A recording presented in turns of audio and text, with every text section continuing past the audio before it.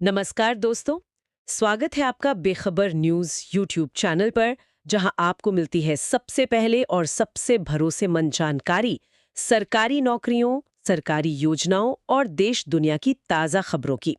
अगर आप भी चाहते हैं कि आपको हर ज़रूरी अपडेट सही समय पर मिले, तो अभी चैनल को सब्सक्राइब करें, वीडियो को लाइक करें और अपनी राय कमेंट में ज़रूर दें।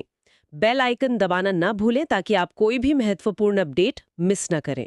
तो चलिए दोस्तों, आज की जानकारी की ओर बढ़ते हैं और जानते हैं वो बातें जो आपको जाननी जरूरी हैं। भारतीय रेलवे, जिसे देश की जीवन रेखा भी कहते हैं, उसमें नौकरी पाना आज भी लाखों युवाओं का एक सपना है। और जब इस सपने को पूरा करने के लिए एक साथ 22,000 से भी ज्यादा मौके सामने आए, तो ये सिर्फ एक खबर नहीं रहती, ये एक बहुत बड़ा अवसर बन जाता है। बिल्कुल। आज हमारे सामने रेलवे रिक्रूटमेंट बोर्ड का वही अवसर है। ग्रुप डी पदों के लिए एक बहुत बड़ी भर्ती का ऐलान हुआ है। हमारे पास इसका शॉर्ट नोटिस है जो आज 23 दिसंबर 2025 को जारी हुआ है। लेकिन आज हम सिर्फ तारीखें या पदों की संख्या नहीं गिनेंगे। सही कहा। आज हम इस नोटिफिकेशन की हर परत को खोलकर देखेंगे। हम समझेंगे कि इन नियमों के पीछे की सोच क्या है, चयन प्रक्रिया असल में क्या परखना चाहती है, और सबसे जरूरी, एक उम्मीदवार इस भीड़ से अलग कैसे निकल सकता है। तो चलिए, इस 22,000 पदों की भर्ती की गहराई में उतरते हैं। सबसे पहले तो ये संख्या ही ध्यान खींचती है। लगभग 22,000 पद। ये आंकड़ा सुनने में बहुत बहुत बड़ा लगता है, लेकिन क्या ये वाकई उतना ही बड़ा है जितना दिख रहा है? आपका सवाल बहुत वाजिब है। देखिए, रेलवे की भर्तियों में ये संख्या अक्सर अनुमानित होती है। अच्छा। हाँ, जो ज़ोनल ज़रूरतों के हिसाब से थोड़ी बहुत घट-बढ़ सकती है, लेकिन ग्रुप डी यानी लेवल 1 के स्तर पर 22,000 एक बहुत ही ठोस और बड़ी संख्या है। हम्म। अगर हम पिछली भर्तियों को देखें तो भी ये सबसे बड़े रिक्रूटमेंट ड्राइव्स में से एक है। ये दिखाता है कि ज़मीनी स्तर पर कर्मचारियों की एक बहुत बड़ी ज़रूरत है, जिसे रेलवे प्राथमिकता से भरना चाहता है। और इन पदों के लिए दरवाजा किसके लिए खुला है? मैं देख रही हूँ कि शैक्षणिक योग्यता बहुत सामान्य रखी गई है, सिर्फ 10वीं पास। इसके पीछे कोई खास वजह है कि इसे इतना सुलभ बनाया गया है? हाँ, इसकी दो मुख्य वजहें हैं। पहली तो ये कि ग्रुप डी के पदों का काम ज़मीनी और ऑपरेशनल होता है, जिसके लिए बहुत ज़्यादा विशेषज्ञता नहीं चाहिए, अच्छा। बल्कि मेहनत, अनुशासन और निर्देशों का पालन करने की क्षमता की ज़रूरत होती है। तो 10वीं पास की योग्यता इस ज़रूरत को पूरा करती है। और दूसरी वजह? दूसरी और ज़्यादा महत्वपूर्ण वजह है कि ये रेलवे की समावेशी नियोक्ता होने की छवि को मजबूत करता है। ये देश के उस सबसे बड़े युवा वर्ग को मौका देता है जिसके पास शायद उच्च शिक्षा के संसाधन नहीं है। मतलब ये अवसर की समानता को बढ़ावा देने का एक तरीका भी है। और उम्र सीमा 18 से 33 वर्ष रखी गई है। जी। इसमें एक दिलचस्प बात है कि उम्र की गणना भविष्य की तारीख, यानी 1 जनवरी 2026 से की जाएगी। इसका उम्मीदवारों के लिए क्या मतलब है? इसका सीधा मतलब ये है कि जो उम्मीदवार अभी 18 साल के नहीं हुए हैं लेकिन 1 जनवरी 2026 तक हो जाएंगे, वो भी आवेदन कर सकते हैं। अच्छा, ये तो बहुत अच्छी बात है। हाँ, और इसी तरह जो अभी 33 के पार हो चुके हैं लेकिन 1 जनवरी 2026 को उनकी उम्र 33 के अंदर थी, वो भी योग्य होंगे। ये उन हजारों उम्मीदवारों के लिए एक राहत है जो उम्र सीमा के बिल्कुल किनारे पर होते हैं। और आरक्षित श्रेणियों के लिए छूट तो होगी ही। जाहिर है, सरकारी नियमों के अनुसार एससी, एसटी और ओबीसी उम्मीदवारों को ऊपरी आयु सीमा में छूट तो मिलेगी ही। तो जो भी उम्मीदवार इन दायरों में आते हैं, उनके लिए सबसे अहम सवाल है कब। रेलवे ने तो पूरा कैलेंडर ही सामने रख दिया है। एक भी तारीख चूकी तो ये मौका हाथ से निकल सकता है। बिल्कुल, समय का प्रबंधन यहीं से शुरू हो जाता है। शॉर्ट नोटिस आ जा चुका है। जो डिटेल्ड नोटिफिकेशन है और ऑनलाइन आवेदन, वो 21 जनवरी 2026 से शुरू होंगे। और आवेदन करने के लिए समय कितना मिलेगा? लगभग 1 महीने का समय मिलेगा, यानी 20 फरवरी 2026 तक। 1 महीना सुनने में तो काफी लगता है, लेकिन अक्सर छात्र आखिरी दिनों का इंतजार करते हैं। ये एक आम गलती है ना? ये सबसे बड़ी गलतियों में से एक है। आखिरी के 48 घंटों में रेलवे की वेबसाइट पर लाखों लोग एक साथ लॉगिन करने की कोशिश करते हैं, सर्वर धीमा हो जाता है, पेमेंट फेल होती है और कई बार योग्य उम्मीदवार सिर्फ इसलिए फॉर्म नहीं भर पाते क्योंकि उन्होंने इसे आखिरी दिन के लिए छोड़ दिया था। मेरी सलाह हमेशा यही रहती है कि जैसे ही आवेदन शुरू हो, पहले 3 से 4 दिनों के अंदर ही अपना फॉर्म पूरी सावधानी से भर दें। चलिए, अब उस पहलू पर आते हैं जो फॉर्म भरने के साथ ही आता है, आवेदन शुल्क। यहाँ पर एक फीस वापसी की नीति है जो हमेशा चर्चा में रहती है। ये सुनने में तो बहुत अच्छा लगता है कि पैसे वापस मिल जाएंगे, लेकिन क्या ये उतना ही सीधा है? देखिए, ये सिर्फ एक सुविधा नहीं है, बल्कि रेलवे की एक सोची समझी रणनीति है। सामान्य और ओबीसी उम्मीदवारों के लिए शुल्क 500 रुपये है और अन्य आरक्षित श्रेणियों और सभी महिला उम्मीदवारों के लिए 250 रुपये। ठीक है। अब वापसी की बात, जो भी उम्मीदवार पहले चरण की परीक्षा यानी सीबीटी में बैठता है, सामान्य श्रेणी वालों को 400 रुपये अच्छा, 400 वापस? जी, और आरक्षित श्रेणी वालों को पूरे 250 रुपये वापस कर दिए जाते हैं। एक मिनट, इसका मतलब रेलवे परीक्षा में गंभीरता से हिस्सा लेने के लिए उम्मीदवारों को एक तरह से पुरस्कृत कर रहा है। इसके पीछे की बड़ी वजह क्या हो सकती है? इसकी 3 बड़ी वजह हैं। पहली, ये नॉन सीरियस उम्मीदवारों को फिल्टर करता है। कई लोग सिर्फ दोस्तों के कहने पर या यूं ही फॉर्म भर देते हैं और परीक्षा देने नहीं आते। हाँ, ये तो होता है। तो फीस वापसी की शर्त ये पक्का करती है कि केवल वही लोग आवेदन करें जो सच में तैयारी कर रहे हैं। दूसरी वजह है कि इससे रेलवे का प्रशासनिक बोझ कम होता है। कम उम्मीदवार मतलब कम अव्यवस्था। और तीसरी, ये आर्थिक रूप से कमजोर लेकिन प्रतिभाशाली उम्मीदवारों पर बोझ नहीं डालता। असल में उनका खर्च सिर्फ 100 रुपये होता है, जो बहुत वाजिब है। ये तो सिस्टम को ज्यादा कुशल बनाने का एक बेहतरीन तरीका है। तो एक उम्मीदवार ने समय पर फॉर्म भर दिया, फीस दे दी, अब उसे उस रास्ते को समझना होगा जिस पर चलकर उसे ये नौकरी मिलेगी। चयन प्रक्रिया के 4 चरण हैं। जी, क्या ये सिर्फ 4 पड़ाव हैं या हर पड़ाव एक अलग तरह की परीक्षा है? ये हर पड़ाव एक अलग तरह की परीक्षा ही है। ये सिर्फ ज्ञान नहीं, बल्कि उम्मीदवार का धैर्य, उसकी शारीरिक क्षमता और मानसिक मजबूती सबको परखता है। तो पहला और सबसे अहम पड़ाव है सीबीटी, यानी कंप्यूटर आधारित परीक्षा।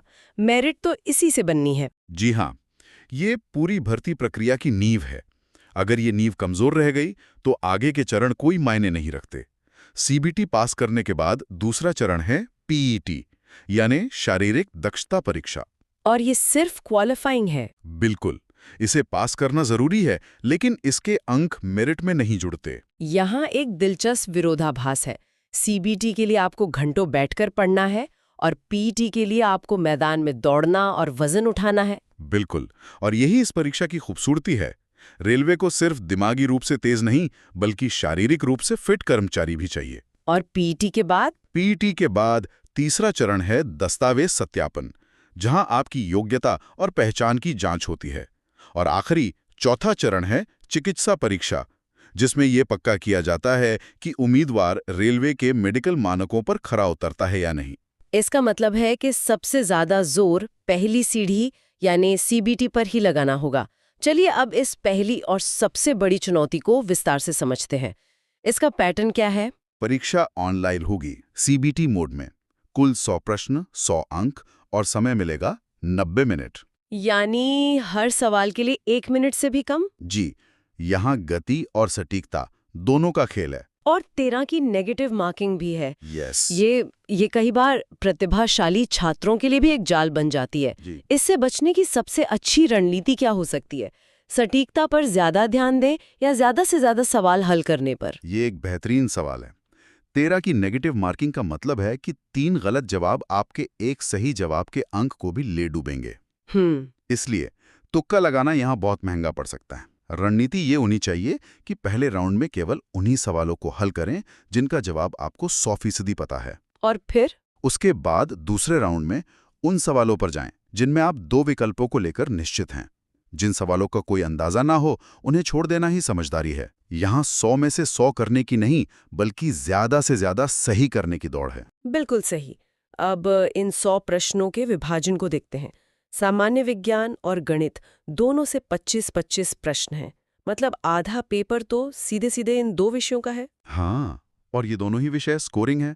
इनका सिलेबस भी तय है, जो सीबीएसई के 10वीं कक्षा के स्तर का है।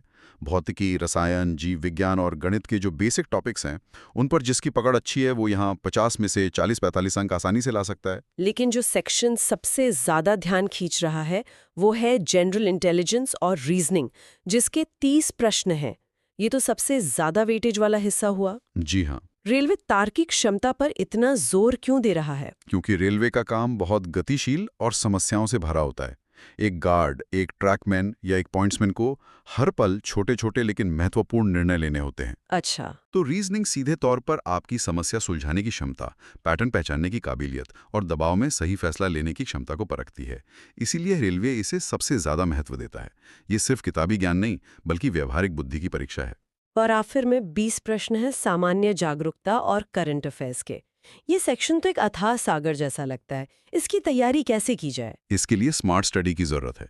सब कुछ पढ़ने की बजाय पिछले सालों के पेपर्स को देखकर ये समझना जरूरी है कि सवाल कहाँ से ज्यादा पूछे जा रहे हैं। जैसे कि आमतौर पर खेल, पुरस्कार, सरकारी योजनाएं, विज्ञान और प्रौद्योगिकी में हुई नई प्रगति और हाँ, रेलवे से जुड़ी ताज़ा खबरें ज़्यादा महत्वपूर्ण होती हैं।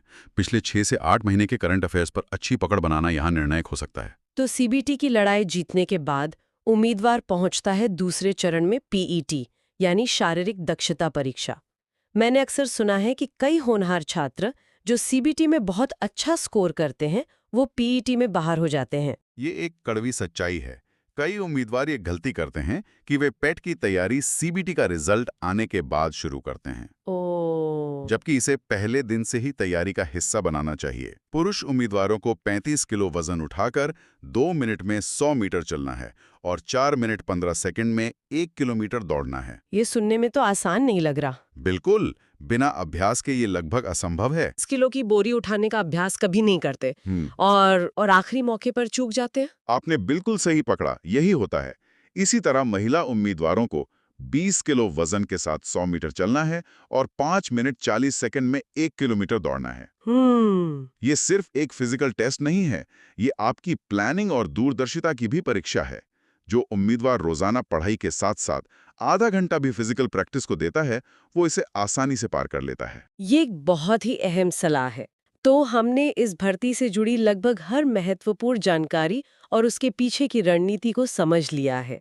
चलिए एक बार मुख्य बातों को फिर से दोहराते हैं ताकि एक स्पष्ट तस्वीर बन सके। जरूर।